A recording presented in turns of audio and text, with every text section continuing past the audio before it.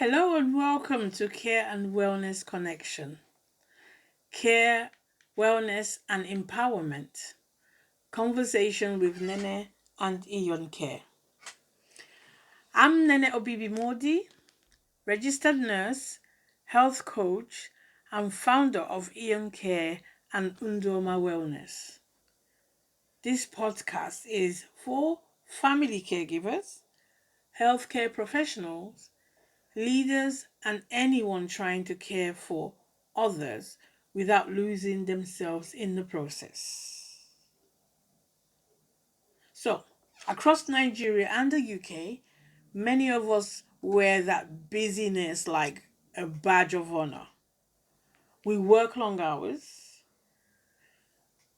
take on more responsibilities, and convince ourselves that we'll rest when everything is done. But what if rest isn't something we earn? That's the key question here. What if it's something we need in order to keep caring well? Today's conversation is very personal because for the first time, I haven't just been supporting patients, I've become one. Let's begin. When life forces you to pause, just a few weeks ago, my life changed unexpectedly. I was admitted to hospital after investigation into a heart rhythm. After several tests, I was diagnosed with a heart block and had a pacemaker implanted, all within a space of 2 and a bit weeks.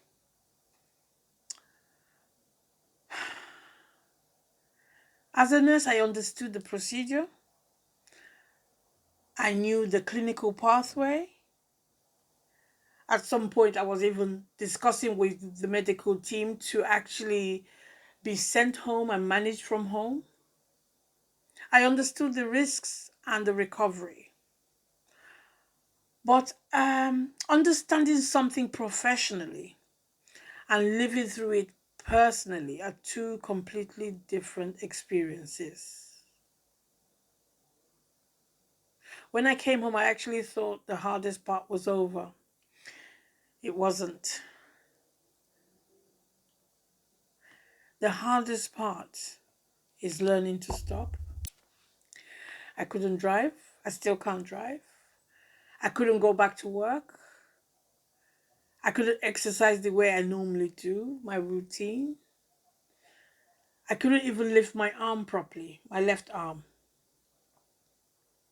For someone who has spent years leading programs and building businesses and constantly planning the next project, that sudden stillness was incredibly uncomfortable.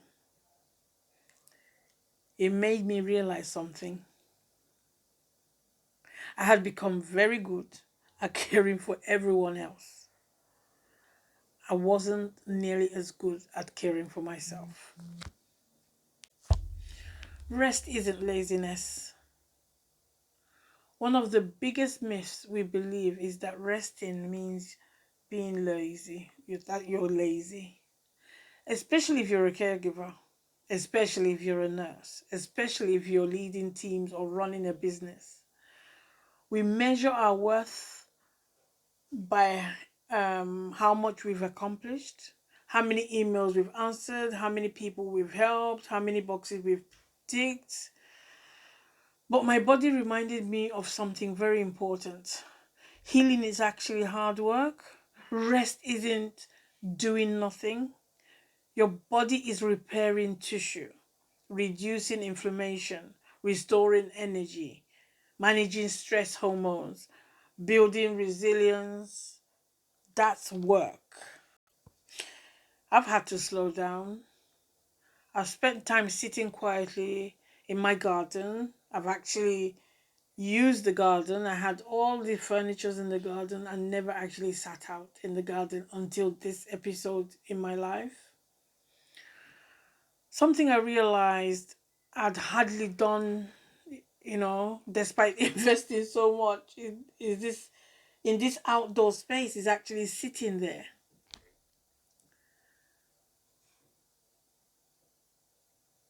I've gone for short, gentle walks instead of pushing myself. Previously, I would do a 5K walk, I'll walk for an hour and a half. Now I'm walking, I'm strolling, I'm taking my time. I've accepted help from family. I've cried. And I tend to cry a lot now. I've reflected.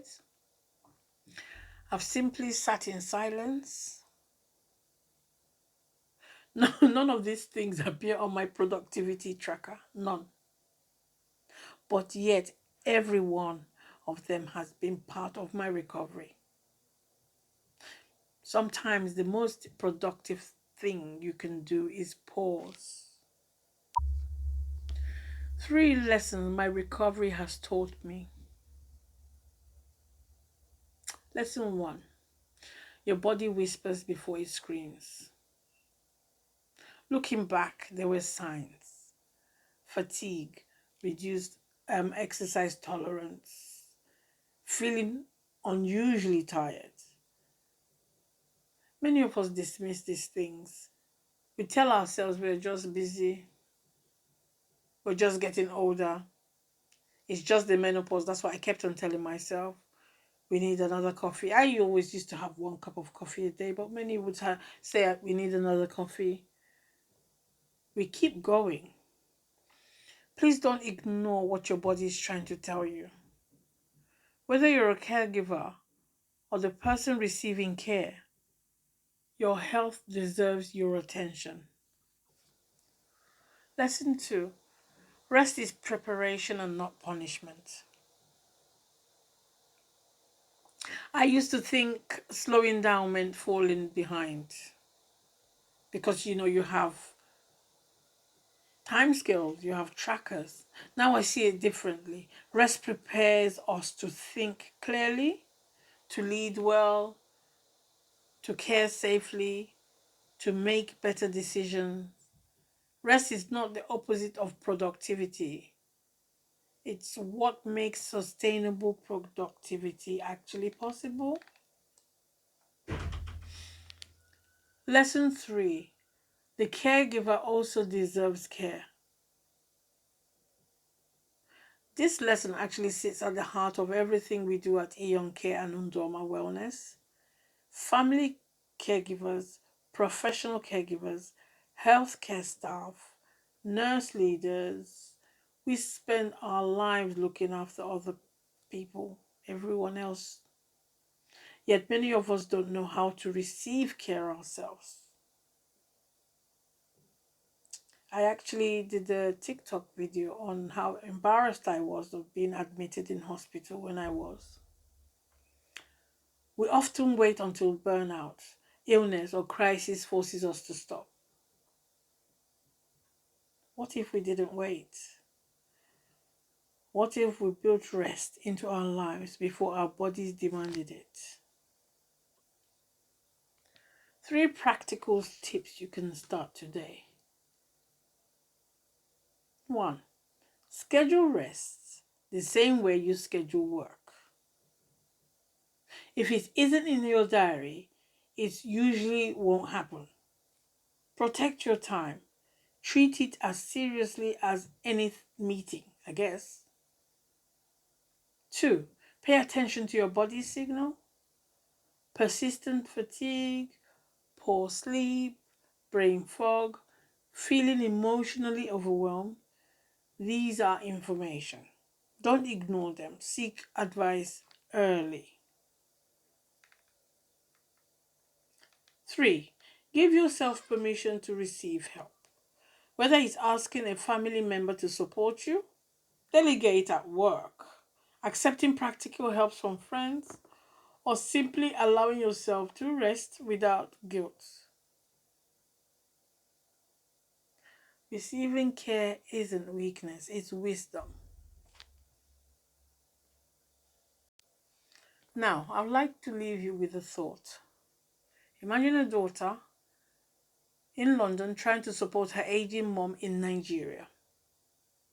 She's working full time, managing her own family, sending money home, calling every evening. She tells herself she'll slow down next month. That's always the case. But next month never comes. Now, imagine that same daughter protecting one evening every week just for herself, taking a walk, meeting a friend, reading, praying, resting. Would she stop loving her mother? Of course not. She would simply have more of herself to give. That applies to every nurse, every healthcare leader, every caregiver listening today.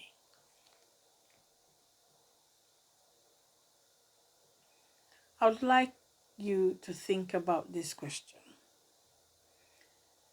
If your body forced you to stop tomorrow, what would you wish you had changed today? Take a moment to think about your answer, because your answer might tell you exactly where your attention needs to be.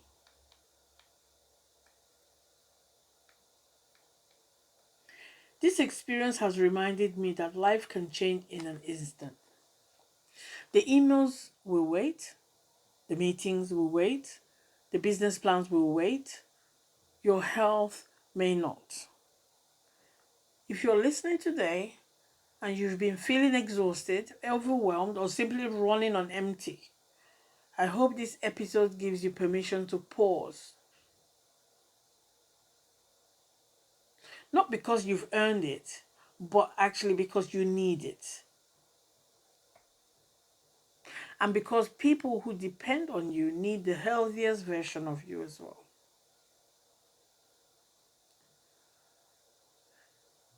If today's episode resonated with you, please share it with a caregiver, a colleague, a nurse, or someone who always puts everyone else first. Let's start changing the conversation around rest, not as a luxury, but as an essential part of good care and effective leadership. Thank you for listening. Stay healthy and stay informed.